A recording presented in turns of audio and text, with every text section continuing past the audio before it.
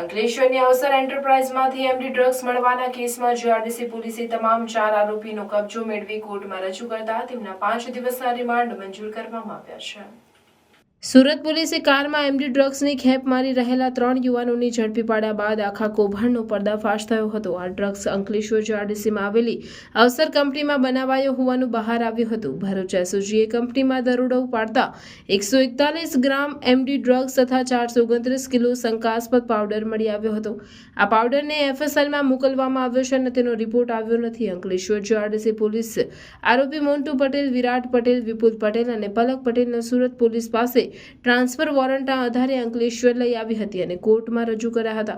Company ખાતે અગાઉ કેટલો જથ્થો બનાવ્યો હતો અને ડ્રગ્સનો જથ્થો ક્યાં ક્યાં અને કોને આપ્યો હતો, તેનું રો મટીરિયલ ક્યાંથી આવતું હતું, તેમજ અન્ય કોણ કોણ ડ્રગ્સ કાંડમાં સામેલ હતા સહિતના મામલે રિમાન્ડની માંગણી કરવામાં આવી હતી, જેમાં કોર્ટે આરોપીઓના 16મી તારીખ સુધીના 5 દિવસના રિમાન્ડ મંજૂર કર્યા છે.